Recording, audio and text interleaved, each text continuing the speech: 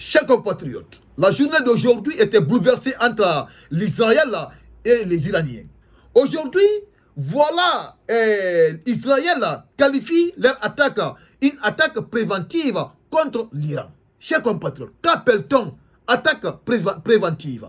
Notre frère Bawol va nous expliquer ici ce qu'on appelle attaque préventive. Écoutez cette analyse pertinente de notre frère Bawol. Après cette sortie, je vous reviens, nous allons décortiquer ce qu'on appelle attaque préventive. Écoutez. L'Israël a mené des frappes préventives contre l'Iran. Et frappe préventive, tu agresses un pays, tu l'appelles frappe préventive. Donc aujourd'hui, un pays peut se lever, a le droit de se lever, dire que pour prévenir ce pays-là, je vais faire des frappes. Voilà. L'Israël a frappé, on est le 28 février 2026. A frappé. Et on attend la riposte. Et pourquoi cette frappe? Donald Trump a fait la déclaration. Israël Katz a fait la déclaration, le ministre de la Défense de l'Israël. Et on attend la riposte. Mais quels sont les objectifs derrière ces frappes? Il y a 3 objectifs. 3. Le premier, c'est d'éliminer la capacité balistique de l'Iran. Parce que Israël est maintenant conscient que la menace n'est plus simplement nucléaire, elle est aussi balistique. Les missiles balistiques intercontinentaux, les missiles hypersoniques, sont un véritable danger pour l'Israël. Et la preuve est venue de la guerre des 12 jours, qui a démontré la fragilité du dôme de fer, qui était devenu finalement un dôme de carton. Et ça a démontré également la capacité de l'Iran à frapper et à faire très mal à Israël.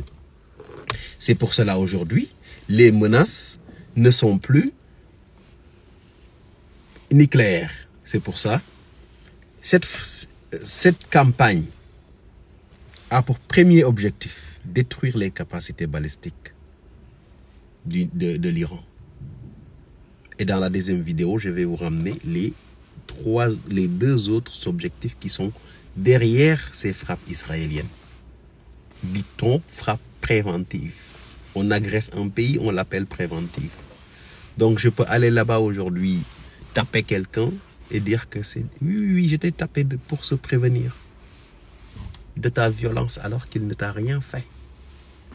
Chers compatriotes, nous avons tous écouté cette analyse de notre frère Bawol. Il nous a expliqué, on a assumé ce qu'il a dit et il a parfaitement raison. Ce n'est pas une affaire nucléaire, cette guerre. Et c'est compris. Aujourd'hui, les États-Unis cherchent d'abord à affaiblir l'Iran. Parce qu'ils connaissent très bien, ils connaissent la capacité balistique de l'Iran. Ils le savent. Ils savent très bien l'Iran est capable de quoi.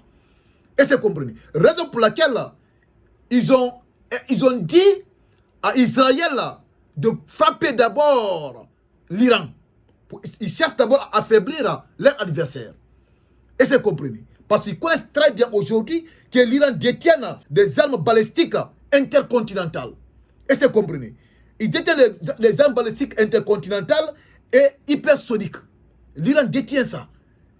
Et c'est comme parce qu'il sait que l'Iran aujourd'hui a les moyens de les frapper aujourd'hui à loin, là où se trouve leur base. Parce que n'oublions pas aujourd'hui, les États-Unis, ils détiennent des bases militaires un peu partout aujourd'hui dans le Moyen-Orient, y compris Émirats Arabes Unis, Qatar, Arabie Saoudite, la Syrie.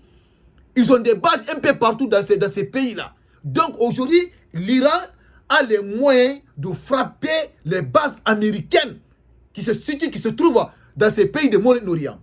Et c'est compris. Raison pour laquelle l'Amérique de Donald Trump a fait quoi? Il cherche d'abord à affaiblir la capacité balistique iranienne.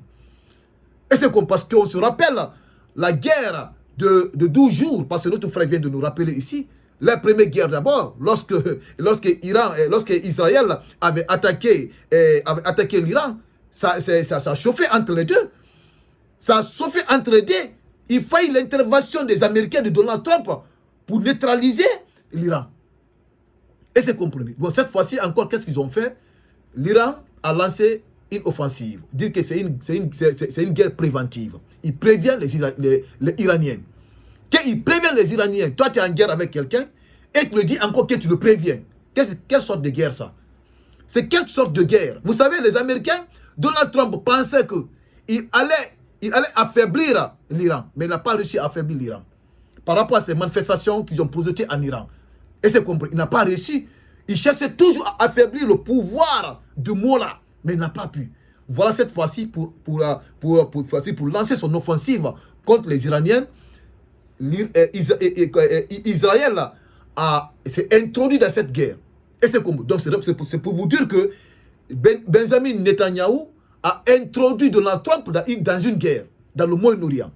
Et c'est compris, chers compagnons. Tous écouté cette analyse de notre frère Baol TV. Aujourd'hui, le Moyen-Orient est en guerre. Oui, chers compagnons, voilà l'actualité aujourd'hui. Nous allons encore vous livrer de fur et à mesure que nous recevons des actualités concernant la guerre entre les États-Unis, l'Iran et l'Israël. Parce que ce sont deux pays aujourd'hui qui sont contre l'Iran. Les États-Unis de Donald Trump et Benjamin Netanyahou de l'Israël. Et c'est compris. Contre eux seuls. Mais je sais pas, parce que vous savez, en matière politique, il y a toujours des alliés. Parce que l'Iran, n'oublions pas que l'Iran a des alliés. Les alliés de l'Iran, c'est la Russie, qui est une puissance, et la Chine, qui est une puissance.